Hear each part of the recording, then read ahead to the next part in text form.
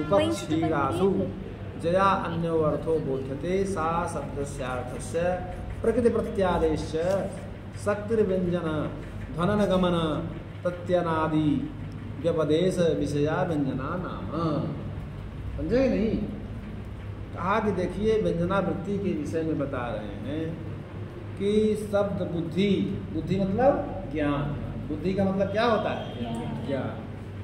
शब्द और बुद्धि कर्म, कर्म माने जो हम करते हैं, इनका अपने अपने विषय को उपस्थापित कर, ठीक है ना? शब्द बुद्धि कर्मणाम विरम्य व्यापारा भाव इति नयन अभिधा लक्षणा तात्पर्याख्यासु त्रिषु बुद्धिषु। तो कहा कि शब्द बुद्धि अर्थात ज्ञान तथा कर्म, इनका अपने अपने विषय में उपस्थापित कर, अपने अर्थों को उपस्थापित जब कर करे विराम होने पर, विराम माने जब ये अपने अपने अर्थों को उपस्थापित कर देते हैं, उसके बाद उपस्थापित माने उपस्थापित होने के बाद जब समाप्त हो जाती है, तब उसके बाद फिर अपने विषय का उपस्थापन तब वो नहीं कर सकती हैं।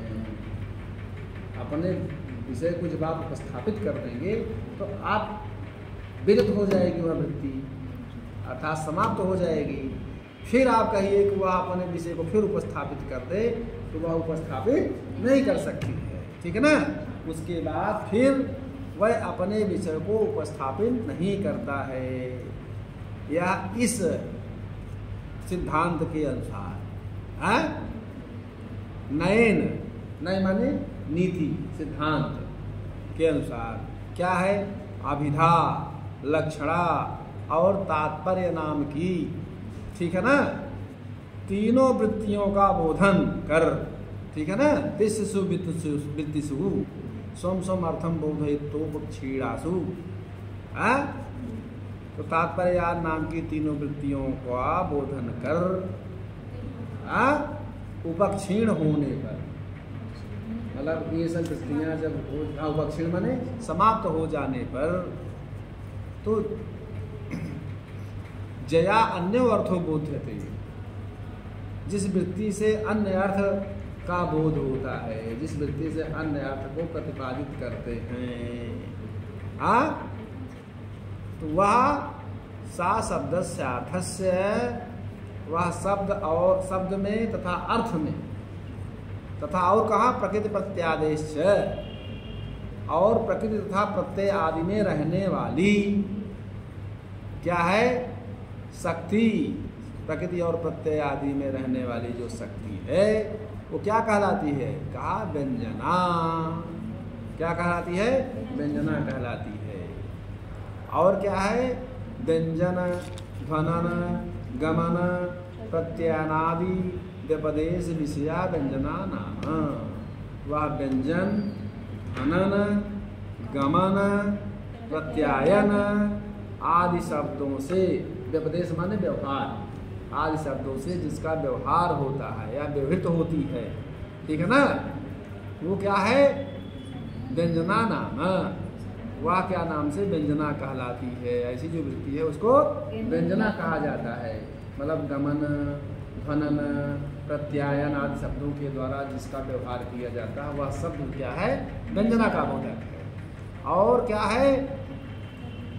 वह जो व्यंजना है अभिधा लक्षणा मूला शब्द से व्यंजना लिखा, ठीक है ना? वह शाब्दी व्यंजना के दो भेद होते हैं। शाब्दी व्यंजना के, ठीक है ना, क्या होते हैं? दो भेद होते हैं। तो दो भेद क्या होते हैं? कहा कि अभिधा लक्षणा मूला शब्द से व्यंजना दुधा, एक अभिधा मूला व्यंजना, दूसरा लक्षणा मूला व्यंजना।